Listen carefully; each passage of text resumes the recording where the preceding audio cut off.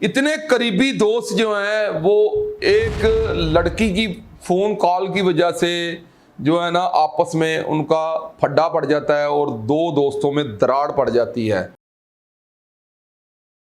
अस्सलाम वालेकुम जी, मुझे अली रज़ा शराजी कहते हैं और आप अपना चैनल ARS पाकिस्तान देख रहे हैं। आज की स्टोरी को शुरू करने से पहले नात के कुरान अमीरुल मोमिनीन अली अलैहिस्सलाम का एक फरमान आप लोगों की खिदमत में पेश करता हूँ। इमाम अली अलैहिस्सलाम इरशाद फरमाते हैं कि दुश्मन को 100 मरतबा मौका दो कि वो तुम्हारा दोस्त बन जाए और अपने दोस्त को एक भी मौका ना दो कि वो तुम्हारा दुश्मन बन जाए।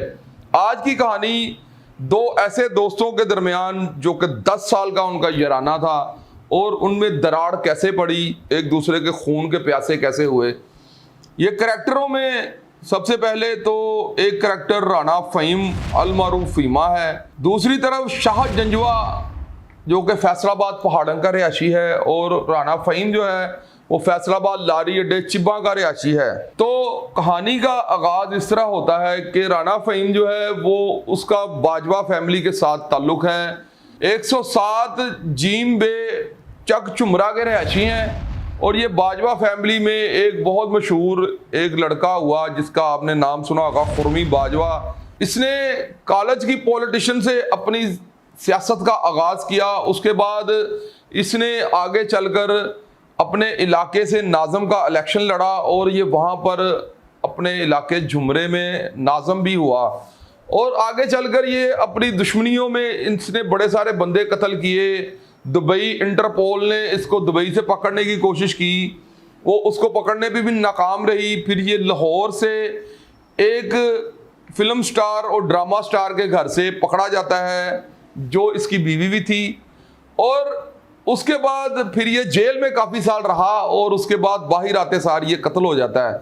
कहानी चूँकि खुर्मी बाजवा की नहीं है तो इसलिए इसकी डिटेल नहीं बता रहा। राना फ़हीम है, ये खुर्मी बाजवे का दोस्त होता है और ये सारी फैमिली के साथ इसके बड़े करीबी रिलेशन है। राना फ़हीम और खुर्मी बाजवा जो है ये थिएटरों में जाना आना शुरू हो जाते हैं फैसलाबाद में।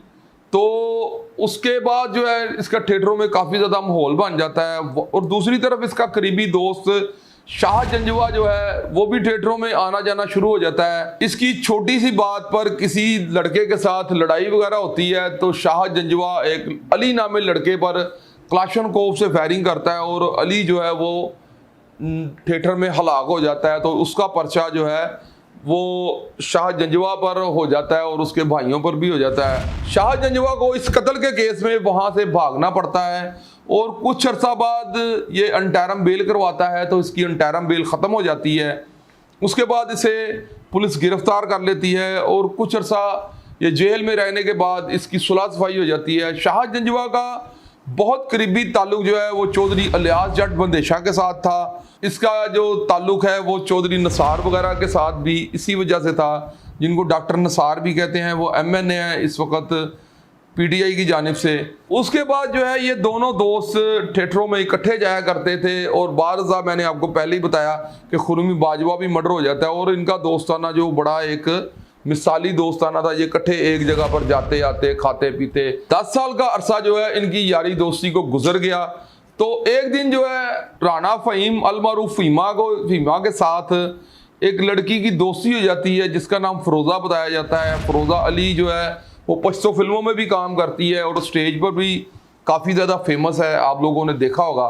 तो एक दिन फ़रोज़ा जो है राना फ़हीम को फ़ोन करके कहती है कि अब कोई मुझे ड्रामों में कास्ट नहीं कर रहा, क्योंकि उसकी वजह ये है कि शाह जंजवा जो है वो मुझसे खार रखता है और शाह जंजवा प्रोड्यूसरों को ये फ़ोन कर करके ये कहता है कि अब कोई फ़रोज़ा को कास्ट ना करे। तो प्रोड्यूसर जो है डर के मारे या उसके प्यार के चक्कर में मुझे कास्ट नहीं करते।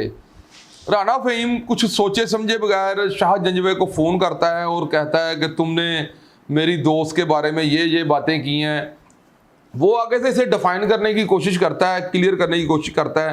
राना फ़हीम चूँकि इस वक्त तैश में होता है, उससे कोई गर्म सर्द बात मुंह से निकल जाती है। इन दोनों का आपस में जो है गर्मी सर्दी हो जाती है और यहाँ तक गर्मी सर्दी होती है कि ये एक दूसरे को गालियाँ भी दे देते हैं। शाह जंजवे का ताल्लुक जो है वो काफ़ी क्रिमिनल लोगों के साथ होता है।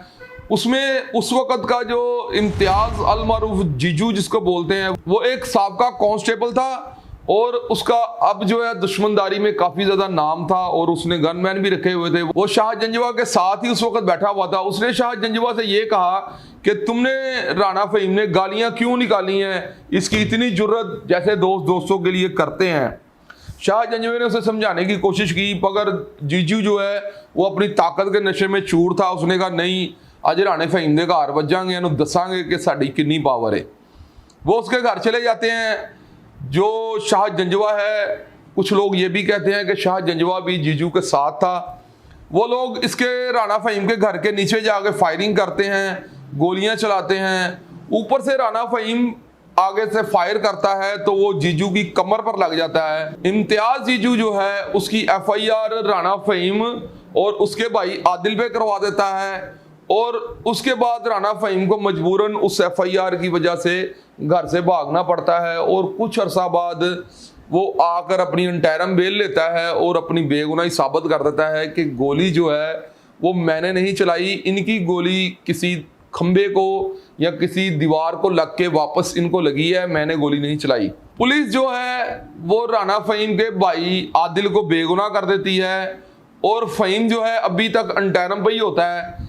तो इम्तियाज जीजू और शाह जंजवा इसके भाई आदिल को एक दिन देखते हैं कि ये बाइक पर जा रहा है, तो वो उसके साथ अपनी गाड़ी लगाकर एक फायर उसकी गर्दन में मार देते हैं और एक फायर आदिल के सीने में मार देते हैं।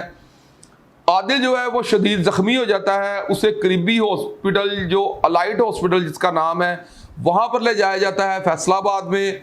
और वो काफ़ी ज़्यादा उसको खून की बोतलें वगैरह लगती हैं। उसके बाद जो है वो होश में आता है। तो 324 की FIR जो है वो इम्तियाज जीजू और शाह जंजवा पर हो जाती है। इतने करीबी दोस्त जो हैं वो एक लड़की की फ़ोन कॉल की वजह से जो है ना आपस में उनका फड्डा पड़ जाता है और दो दोस्तों में दरार पड़ जाती है। आदिल की FIR हो जाती है शाह जंजवा और इम्तियाज जीजू पर। इम्तियाज जीजू उसमें अंटैरम करवा लेता है और शाह जंजवा जो है इसमें अंटैरम नहीं करवाता। वो सैड पर हो जाता है और लोगों से ये कहता है कि यार मेरी सुलह करवा दो, अच्छी बात नहीं है। राणा फहीम का जब मैंने आपको बताया है कि एक बाजवा फैमिली के साथ इसका ताल्लुक है, जो कि एक ट्रांसपोर्टर भी हैं और फैसलाबाद के बहुत बड़े बदमाश और दुश्मनदार भी हैं। इनका भी फैसलाबाद में तूती बोलता है। ये ट्रांसपोर्टर हैं और मुख्तारा बाजवा के बेटे हैं। उन्हें जब ये पता चलता है कि हमारे दोस्त को प्रेशराइज किया जाता है तो चौधरी सनाउल्लाह बाजवा अलमारूफ नन्नू बाजवा जो है उसका ताल्लुक राणा फहीम के साथ होता है। वो इसे जीजू को फोन करके कहता है कि यार साडे दोस्त भरा नूं प्रेशराइज ना कर, जो उसदा दिल करेगा तो सुलह कर लेगा, उन्होंने प्रेशराइज कोई ना करे, जो उन्होंने कोई प्रेशराइज करेगा तो असी उहदे नाल खड़े हैं। कहानी का जो स्टार्ट है वो मेन अब शुरू होता है। इसमें जो है इसका भाई चौधरी ज़काउल्ला और ये मेरे ख्याल से 7 भाई हैं।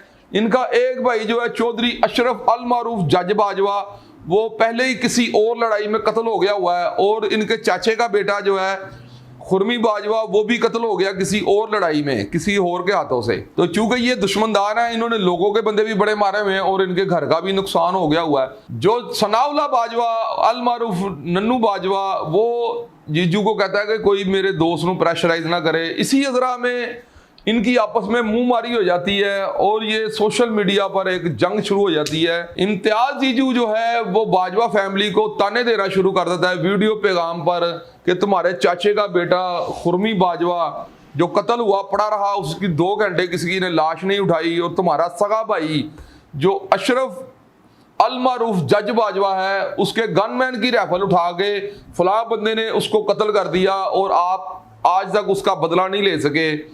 तो बाजवा फैमिली जो है फिर वो सारे इकट्ठे होकर जीजू के घर के बाहर पहुंच जाते हैं और उस इलाका में पहुंच जाते हैं जहां पर वो रहता बैठता है और वो उसे जाके वीडियो पैगाम बना के सेंड करते हैं और कहते हैं कि असी वीडियो शीडियो दे पैगाम देने वाले नहीं गए, ना असी वीडियो दे बदमाश हाँ, ना असी सोशल मीडिया दे बदमाश हाँ, पर तेरे लिए वीडियो जरूर बना रहे हैं।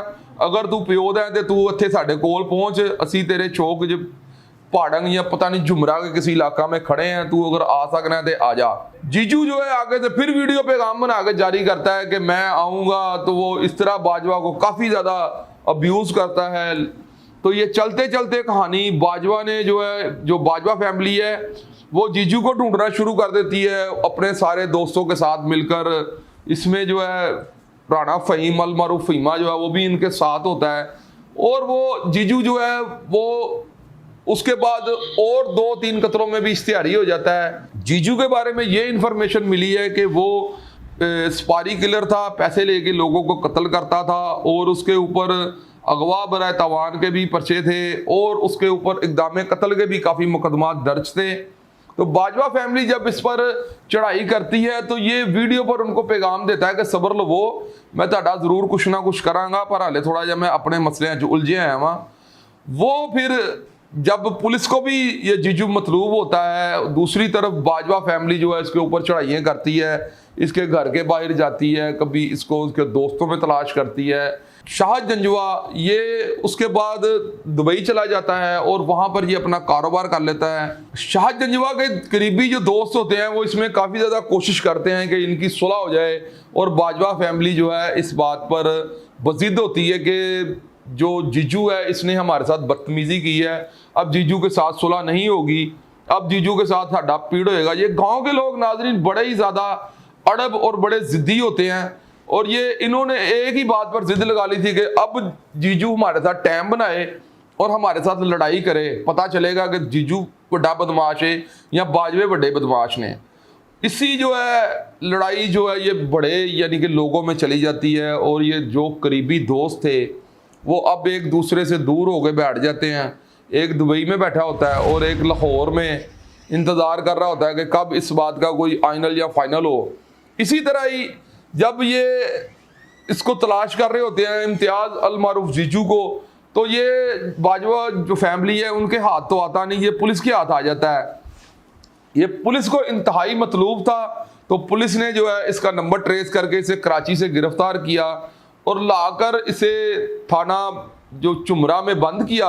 और उसके बाद जो आपको पता है मामूल की FIR होती है कि उसके दोस्त छुड़वाने आए तो फिर उसको जो है पुलिस मुकाबले में कत्ल हो गया। जीजू जो है वो 1-2 दिन बाद पुलिस मुकाबला में कत्ल हो जाता है। जीजू के मरने के बाद जो बाजवा फैमिली है जो कि ट्रांसपोर्टर हैं और काफ़ी ज़्यादा अपने इलाके में उनकी इज्जत और मकाम और वक़ार बताया जाता है। राना फ़हीम उसके बाद अपने घर जाके बैठ जाता है और जो उसकी करीबी दोस्त थी जिसका नाम फ़रोज़ा अली बताया जाता है, फिर एक दिन उसके ऊपर भी अटैक होता है, वो भी राना फ़हीम पर FIR करवा देती है गलत फहमी की बुनियाद पर। और फिर उसके बाद उसकी और राना फ़हीम का जो है वो जो सीन है वो क्लोज हो जाता है और उसका जो करीबी दोस्त था जो उसके लिए जान देता था और राना फ़हीम उसके लिए जान देता था, वो आजकल दुबई में सेटल है, वो वहाँ पर कारोबार कर रहा है और जीजू जो है वो खालिक हकीकी से जा मिला।